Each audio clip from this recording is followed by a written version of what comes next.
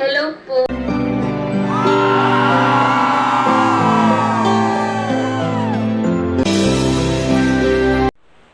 So, ayan. Welcome po sa aking YouTube channel, Randy Channel. Paki-subscribe, like, and share, and comment dito sa aking video upload, okay? At hayaan nyo muna, batiin ko kayo ng magandang umaga, magandang tanghali, magandang gabi sa inyo lahat. Sana pa nasa mabuti kayong kalagayan at malayo sa karamdaman. Lalong-lalo na yung mga OFW natin dyan sa abroad. Welcome po kayo sa aking YouTube channel, Randy Channel. Panonood at pag napanood nyo po yung aking video, ay pakisubscribe lang po yung ilan dyan na nanonood na hindi nakakapag-subscribe pa. Okay? Welcome po kayo mga viewers ng Kalingap. Welcome po kayo mga viewers ng Katikram, Pugong Biyahero. Welcome po kayo mga viewers, mga supporter ng Katikram at saka Pugong Biyahero at supporter ng Daddy Frankie. Okay? Welcome po kayo. So itong upload ko ay patungkol doon sa napad kong video ni Midit na pumunta sila ng isang mall. At doon sa mall na yon, bumili sila ng cellphone, yung iPhone. Napanood ko, kapo viewers, yung pag-animate ng pagbili ng iPhone para kay Jana. Wow! Di ba? Kung napanood nyo yun, kung hindi pa kayo nakapasyal, panoorin nyo. Nakakatuwa lang na ito si Midit ay talagang Hello po. binibigyan niya ng halaga yung samahan nila ni Jana. At yun nga, binigyan ng iPhone para kahit paano ito si Jana ay magkaroon man lang ng tawag dito, panibagong cellphone. Katulad ng iPhone. Ba, mahal yun, di ba? iPhone na yan. Kung ako nagkakamali sa iPhone, nasa 48,000 o 80,000, mga ganun. Wow! So, ang tala sa akin itong cellphone ko panahon pa to ni panahon pa to ni tawag dito ni Limahong ng Japan. Joke lang baka sumpa naman kayo joke lang, biro lang po. Yun nga, alam niyo mga kababayan ko, ito si Medi talagang makikita mo yung kabaitan talaga niya. Mabait talaga na bata. Isipin mo si Jana bigyan niya ng iPhone, di ba? Binigyan niya ng iPhone. Binilhan niya ng iPhone. Hindi ko lang alam kung kung regalo yon para kay Jana ng isang sponsor. Kung sa galing man sa isang sponsor yon, edi salamat. Di ba? Sa sponsor na andyan nakasuporta pa rin kay Midit sa kay Bunso Midit at sa Jamdit Love Team. Di ba? Welcome po kayo sa aking channel, mga Jamdit Love Team supporter. Welcome po kayo. So ito, nagpapakita lamang na ito si Midit ay may kagandahang loob talaga. Umpisa natin. Tulad sinabi ko ng mga nakarang video upload ko na talaga siya mayroong talagang magandang kalooban itong si Midit. Kita nyo naman. Binigyan si Midit ng si Jana ng bagong cellphone. Kung galing man kay Midit yun, mas lalong maganda. Di ba? Kapag viewers, kung galing man sa sponsor yun, nabigay, regalo kay Jana, mas lalong maganda rin. Sapagkat doon natin nakikita na ang may sponsor ni Midit ay nananatili sa kanya. Di ba? At may tiwala sa kanya. Hindi katulad ng ilang sponsor dyan na dati kasama dyan sa Midit community at nagsialisan. Hindi natin alam kung ano ang gusto lang palabasin, paninira kay Midit ay walang kwenta para sa akin. Di ba? Sapagkat, nasabi ko walang kwenta ka po viewers Kasi, magbibigay rin lang sila, isusumbat pa nila. Di ba ganun yun? Tama yung sabi ng isang comment, namigay pa kayo. Nagbigay pa kayo kay Bunso Midit, isusumbat nyo rin lang. Parang nangyayari tuloy, wala sa kalooban nila, bukal sa kalooban nila, yung pagtulong. So, tama lang, yung sabi ng, comment na, umalis kayo kay Midit dahil toxic lang kayo sa Midit community. Diba? Ganun yun, kapyung viewers. So, tama lang din sinabi nung isang commentator, nag-comment din sa aking channel na Umalis na lang kayo. Kay Bunso Midit sa community niya. Dahil toxic lang kayo. Nagbigay pa kayo. Susumbat nyo rin lang. Nasaan yung mga puso nyo? Nasa likod? O nasa, pisngi? Di ba? Ganon yun eh. Nasa pisngi. Kaya minsan, masakit, mahirap sa damdamin ng mga kapwa viewers ni Midit, Bunso Midit, na gano'n sinisiraan nila si Bunso Midit. Na wala namang katotohanan. Nagbigay nga sila, wala namang resibo, pinanghawakan at wala namang ibinigay pala talaga. Maliban doon sa narinig ko kay Kuya Bal na 5,000. Di ba? So balik tayo doon kay Bunso Midit, yung pagbibigay niya ng iPhone, pagbili niya ng iPhone para kay Jana, akala ko bumili si Midit ng iPhone para sa kanya. So makikita natin talaga na maganda yung samahan ng dalawa ni Jana at saka ni Midit. At nakikita natin, naka-uniform pa si Jana. Siguro galing sila sa school, galing si Midit. So, doon natin nakikita na itong si Midit talaga may kabutihang loob talaga.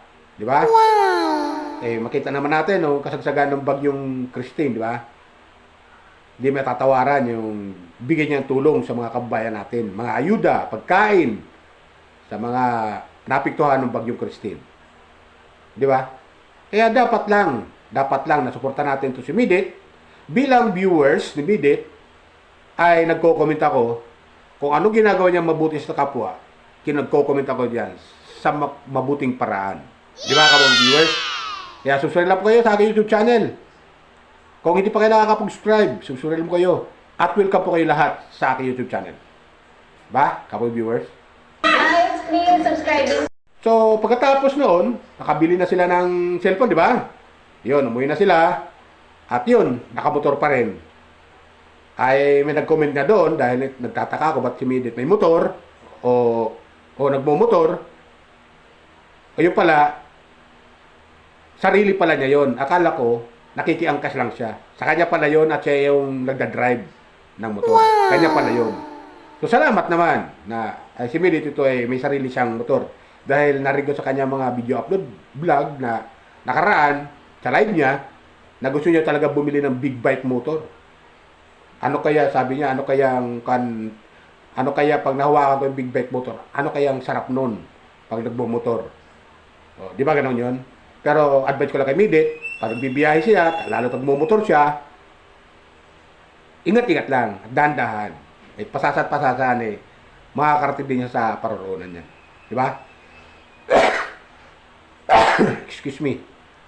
So, yun, di ba? At kung matatandaan nyo, nag-upload ako nung nakaraan na itong si Midit ay gustong pabalikin daw di umano sa Kalingap ni Kuya Bal. Wow. Na ayon sa napag-video upload, na sa nag-upload na yon na sa kanyang source, nakikinikilita raw niya na gusto pabalikin ni Kuya Bal si Midit. So, nung i-upload ko yun, marami nag-comment. Marami talagang ayaw na bumalik si Midit sa Kalingap. At maraming ayaw din na itong mga taga-Kalingap ay ayaw pabalikin si Midit sa Kalingap. Pero para walang gulo, siyempre, nasa kay Midit na yung decision. Kung babalik siya o hindi na. Siya pa rin magdi-decision dyan eh. Kasi, doon sa napod yung upload video na yon, parang gustong pabalikin daw si Midit. Yun lang naman eh, gusto lang naman. Napanood ko lang naman sa video upload na yun. Na sa kanyang sa kanyang source daw, ay nakikinikilita daw na gusto pabalikin si Midit ni Kuya Bal sa Kalingap. Pero nasa decision pa rin ni Kuya Bal yan, at nasa decision pa rin ni Midit yan, kapag viewers. Di ba ganun yun? Hi, it's me, subscribing. Di na natin mapipilit ang mga, di natin masisisi ang mga viewers, supporter ni Midit, at supporter ng Kalingap na ayaw pabalikin si Midit. So, ganun yun eh. Di natin sila pwedeng pigilan sapagkat damdamin nila yon. Pangalawa, nasa social media tayo. Di ba? So, yan lang sa akin, kapo viewers, na nakikita ko na na si Midit daw ay gusto pabalikin. Ayos sa napanood ko lang ha. Kaya nag-comment ako. Bilang commentator, dito sa video, ay, yun nga, mas mainam na rin na wag na bumalik si Midit sa, sa Kalingap. Para, yung ibang, yung ibang mga supporter ng Kalingap ay hindi tumaas yung kilay. Diba ganun nun? Ngayon din yung supporter ni Midit, hindi rin tataas yung kilay. Para walang gulo. Kasi sabi nga nung nag-upload, pag nagkataon na bumalik si Midit sa Kalingap, malaking gulo yan. Sasabog yung supporter ni Midit, supporter at Kalingap supporter pag nagkataon. So, para sa akin, bilang isang commentator, wag na. Total, may sarili naman si Midit community. At tumataas naman yung kanyang subscriber. Kada paano, tuloy na lang. Limited yung kanyang community. Pasasat-pasasaan din yan. Di ba, kapag viewers? Pasasat-pasasaan din yan. Lalaki rin yan. Di ba? Ito. Nasa 63, tama. 63,000 na siya. O, di ba? Malaking bagay na yun. Na kahit paano, unti-unting tumataas yung subscriber ni Midit. At yung mga views niya, tumataas lalo. Di ba? Hello po. Hindi bumababa ng 30,000. 30,000, hindi bumababa. So, pataas pa yan. Kasi may mga viewers na hindi nakakasubaybay kay Midit, badang pataas sa trabaho, yun, nag-nonod sila patungkol kay Midit sa kanyang vlog or live, di ba? So yun, balik tayo doon sa pagbili ni Midit ng cellphone. Yun nga, maganda iPhone yung binili niya para kay Jana. Tapos, mayroon pa nagbigay na sponsor na binigay si Midit ng 1,000. Kasi isasali daw ata niya si Jana doon sa Apple app. Ba yun? Ang tami pagkakarinig ko, Apple app ba yun? Para si Jana ay maging credited na na user ng Apple, di ba? Oo, tama. Ng iPhone para lalo magamit niya yung iPhone niya. Wow. Ganun pala 'yon. May bayad pala 'yon. Ayon sa pagkarinig ko 500 daw ang bayad. So maganda rin 'yon, ginawa ng isang sponsor nagbigay kay Jana para do sa kanyang Apple app kung tawagin. Di ba? Ganun pala yan. So, yun, kapag viewers, tuloy lang tayo na suporta sa Midit, kay Midit, sa Jamdit Love Team. Tuloy lang tayo. Yung hindi pa nakakapanood kay Midit, manood lang po kayo sa kanyang live or vlog ni Midit. Okay? Paalala ko lang po kapag viewers paalala ko lang sa inyo hindi po ako official na reactor, commentator ni Midit. Hindi rin ako official na commentator, reactor ng Kalingap. Ako ay simpleng viewers lamang. At yung aking mga napapanood video na mga ganda sa aking mga hinangaan ng mga charity vlogger katulad ni Kuya Bal, Kalingap Rab, ni Royal of Malalag, ni Bonso Midit, yung lalo yung Jamdit Love Team, yung Litchi Plant Girl. Ako ay isa lamang viewers nila na tagahanga. Katulad nyo rin, kapwa viewers. At nagko-comment ako, idadang ko sa video yung aking comment. Viewers din ako nila, Pugong Biyahero, Katekram, Daddy Frankie. Yan.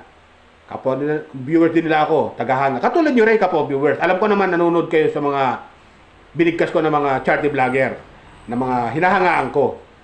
Yan, ka-business. Shoutout sa inyo ka-business. Hello po. Shoutout sa inyo, Katekram, Pugong Biyahero, Sir Paul. Shoutout sa inyo. Kay Kuya Bal, shoutout sa iyo, Kuya Bal. Kalingap Rab, shoutout sa iyo. Royal of Malalag, shoutout sa inyo. At, especially kay Bonso Midit. Shoutout sa iyo, Bonso Midit. Okay? Yan lang po sa akin, kapwa viewers. Baka palala ko lang po ulit. Baka merong hindi nakakapag-subscribe dyan sa aking YouTube channel, Randy Channel. Subscribe lang po kayo, like, and share. Ba? Yan lang po. Maraming salamat. Pagpalay po tayo ng buong may kapal.